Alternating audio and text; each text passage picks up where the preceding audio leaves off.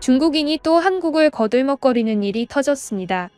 호주 시드니에서 한 중국인 관광객이 알 수 없는 영어로 소리를 지릅니다. 이 중국인 관광객에게 혼나고 있는 것은 시드니의 여성 종업원이었는데요. 이 여성 종업원은 중국인 손님이 주문한 커피에 손님의 이름을 한국식으로 적어서 문제가 되었습니다. 중국인 관광객의 성씨는 리지만 영어로 L과 I를 써서 이를 표현합니다. 하지만 한국의 경우는 L과 두 개의 E로 표현하는데요. 특히 시드니에서는 음료를 주문하면 성씨를 물어본 뒤 음료컵에 성씨를 적어서 주문한 음료를 혼동하지 않게 하는데 여기에 한국식으로 성씨를 적었다는 것이 문제였습니다. 이 중국인 여성이 시드니 종업원에게 분노하는 영상은 중국 전역에 퍼졌는데요. 이에 대해 중국인들은 자기도 이러한 상황을 겪었다면서 최근 조금 꾸미고 깔끔하게 다니는 중국인만 보면 전부 한국인으로 생각하는 외국인에 대해 매우 분노한 것처럼 보였습니다. 한 중국인의 글에서 현재의 상황이 어떤지 볼 수 있었는데요. 해당 글의 내용은 이랬습니다. 외국인들의 스테레오타입화된 생각은 매우 심각한 수준이다. 겉모습이 화려하거나 깔끔하고 이쁘게 생긴 동양인이라면 그들은 전부 한국인이라고 취급한다. 외국 여행 시에 이러한 일들 때문에 화가 나는 경우가 정말 많다. 이게 기분이 나쁜 것을 이상하게 생각할 사람들이 있을 것이지만 입장 바꿔 생각해보면 정말 화가 나지 않을 수가 없다. 기본적으로 서양인들은 중국인들을 더럽다고 생각한다. 정말 말도 안 되는 생각이지만 그들은 실제로 그렇게 생각하고 특히 코로나 이후 중국인에 대한 인식은 더욱 심각해져만 갔다. 그들은 그들의 말도 안 되는 프로파간다로 중국인들에 대한 이미지를 이상한 망상으로 만들어갔고 이제 조금이라도 깨끗하게 생긴 아시아인을 보면 그들은 그것이 절대 중국인이 아닐 것이라고 당연하게 생각하기 시작했다. 그리고 그들은 조금이라도 화장을 하고 꾸민 여성들을 전부 한국인이라고 생각한다. 한국의 K-팝은 전 세계에 독을 부렸다. 그들은 아름다움을 새롭게 정의하기 시작했는데 무조건 피부가 하얗고 선명하고 화장을 가득 칠한 얼굴을 가장 아름다운 얼굴임을 선전한다. 그것은 절대로 아름다움이 아니다. 그리고 참고로 그러한 아름다움도 사실은 중국에서 먼저 시작했었다. 역사적으로 화장이라는 것은 중국에서 한국으로 넘어갔고 얼굴이 하얀 것을 아름답다고 생각하는 것도 중국에서 먼저 시작된 것. 그것이 중국에서 한국으로 그리고 한국에서 일본으로 넘어가서 일본의 가부키 문화가 생긴 것이다. 그런데 한국은 그러한 아름다움을 그들의 고유한 미로 광고하기 시작했다. K-팝이라는 것으로 말이다. 그것 때문에 중국 대부분의 여성들은 피해를 보기 시작했다. 원래부터 화장을 잘하고 잘 꾸미던 아름다운 중국인들은 외국에 나가서 무조건 한국인이라고 취급당하고 한국말로 인사하는 외국인을 만나고 내가 중국인이라고 밝히면 그것 참 안 되었다는 듯이 쳐다보는 꼴을 봐야만 하는 것이다. 정말이지 나도 중국에서는 꽤나 예쁜 편인데 나한테 한국말로 인사하는 미국인에게 나는 한국인이 아니고 중국인이다라고 말하면 그들은 항상 안타깝다는 식으로 나를 쳐다봤다. 그들은 한국에서 한국인으로 사는 것이 더욱 안타까운 현실이라는 것을 알아야만 한다. 외국인들은 요즘 전 세계로 뿌려지는 K-팝과 K-드라마 때문에 한국이라는 나라를 지상 낙원 수준으로 생각하고 있다.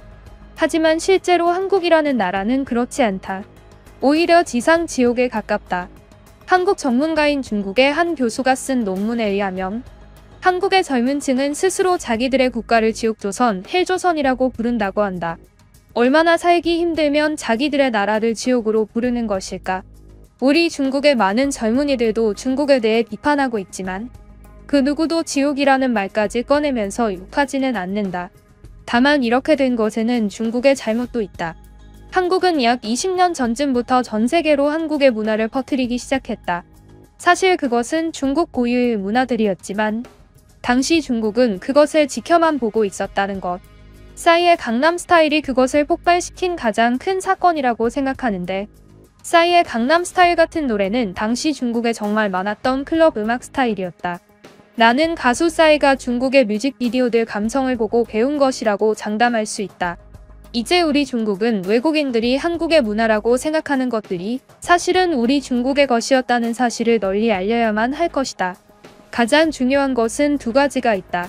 첫 번째는 해외에서 너무 인기가 많은 한국의 음식이다. 탕후루라는 음식은 현재 해외에서 가장 유명한 한국 길거리 음식이다. 이것은 100% 중국의 음식으로 절대로 한국에게 탕후루를 빼앗겨서는 안 된다. 두 번째는 한국의 아름다움이다. 한국 가수들이 보여주는 하얀 얼굴과 진한 화장은 전부 중국으로부터 시작된 것이다.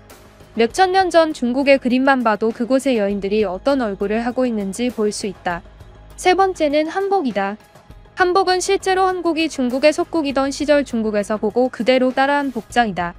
최근 해외에서는 한국의 드라마를 보고 한복을 입기 시작했고, 해외 곳곳에서 한복을 빌려주거나 판매하는 업체들이 생겨서 돈을 많이 모으고 있다. 그들은 한복과 같은 양식의 복장은 전부 한국의 것이라고 생각하지만 실제로 그들이 입은 대부분 한복의 양식은 중국의 것이다. 그들은 치파오만이 중국의 것이고 기모노는 일본의 것, 그리고 한복은 한국의 것이라고 한다. 사실 그 모든 것은 중국에서 파생된 것이다. 이러한 것에 대해 우리는 널리 알려야만 한다. 모두 한국에게 빼앗겨버린 현재의 상황은 단순히 한국만의 잘못이 아니다. 이것은 우리 모두의 잘못이기도 하다. 같은 실수를 반복하지 않기 위해서는 우리 모두가 힘을 합쳐야만 한다. 그리고 중국은 컨텐츠 파워를 키워서 중국의 차이니즈 드라마를 널리 알려야만 한다. 라는 글이었습니다. 정말 괴상한 글이 아닐 수가 없었는데요. 참고로 한복과 관련된 이야기는 정말 터무니없는 괴논리입니다. 한복과 관련된 자세한 이야기는 이전 영상에서도 다뤘지만 현재 해외에서 인기 있는 한국 드라마에 나오는 한복은 전부 한국 고유의 전통 복장이 맞습니다. 탕후루는 정말 더 어이가 없는데요. 그 어느 것을 찾아도 탕후루가 한국의 음식이라는 말은 찾아볼 수 없습니다. 한국은 전혀 탕후루를 한국의 고유 음식이라고 말하고 있지 않은데요. 문제는 해외 많은 국가에서 한국의 탕후루 장사를 해외에서 시작하면서 이것을 한국의 유명 길거리 음식으로 소개하고 있다는 것입니다. 그런데 그렇게 말한 것은 한국인들이 아닌 외국인들인데 참 어이가 없습니다. 참고로 탕후루 이전에는 한국의 오뎅이 해외에서 유명했습니다. 물론 오뎅이라는 것은 전 세계적으로 원조를 찾아볼 수 있는 흔한 음식이긴 하지만 한국에서 말하는 오뎅은 일본어로 일본에서 유래했다는 말이 많습니다. 하지만 이 오뎅도 해외에서는 한국의 길거리 음식 중 대표적인 음식이라고 판매하고 있는데요. 일본은 전혀 이것에 대해서 태클을 걸지 않습니다. 사실 오뎅을 길거리 음식으로서 유행시킨 것은 한국이 맞기 때문이죠. 다만 한국은 오뎅을 한국의 고유 음식이라고 이야기하고 있지는 않습니다. 그리고 이것에 대해 일본인들도 불만이 없고요. 하지만 이 탕후루는 참 중국인들이 불만이 많아 보입니다. 배가 아팠던 것일까요? 한편 이 글에 반론하는 한 중국인의 댓글도 볼 수 있었습니다. 해당 댓글의 내용은 이러했는데요. 서양인들이 조금이라도 깔끔한 여성을 한국인으로 취급하는 것이 아주 이상한 것은 아니다. 지금 당장 중국의 거리를 나가보더라도 깔끔하지 않은 사람이 엄청나게 많다. 하지만 한국을 가보면 거리의 모든 사람들이 정말이지 깔끔하다. 외국인들 사이에서 그런 말이 나오는 것이 괜히 나오는 것이 아니다. 다만 한국인이라고 모두 깨끗한 것은 아니다. 한국인들은 거리에 침을 뱉는 더러운 문화가 있다. 그것만 아니면 대체적으로 한국인들은 중국인보다 깨끗하다. 그리고 현재 한국 매체가 보여주는 아름다움이 중국의 것이라는 말은 헛소리다. 한국의 미는 오히려 서양 쪽 아름다움을 동양과 합한 느낌에 가깝다. 중국과 가깝지 않다는 것이다. 중국은 항상 선이 강하고 매서운 미를 강조했는데 한국은 그것과 다르다. 한국은 하얗고 깨끗하며 둥글둥글한 것을 아름다움으로 생각하는 편이다. 중국과는 완전히 다른 아름다움에 대한 기준이다. 당신은 한복과 탕후루 등등 많은 것들을 이야기했지만 당신이 여기서 떠들어봐야 바뀌는 것은 전혀 없다. 애초에 한국이 노려서 이렇게 된 것이 아니다.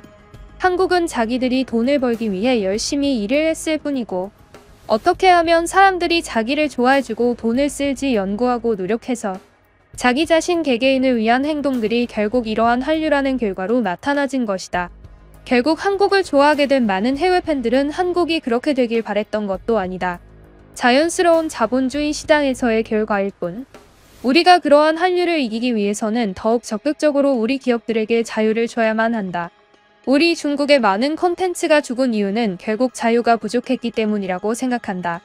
한국을 이겨야겠다는 생각만으로는 절대로 한국을 이길 수 없다.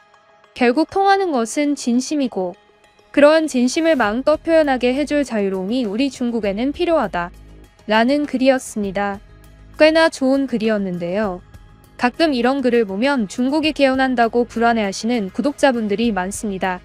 하지만 이번엔 그런 걱정하실 필요는 없어 보입니다. 이 깨어난 듯한 댓글에 달린 싫어요 개수만 보면 답이 나오기 때문이죠. 그럼 지금까지 뉴스품의 안기자였습니다. 감사합니다.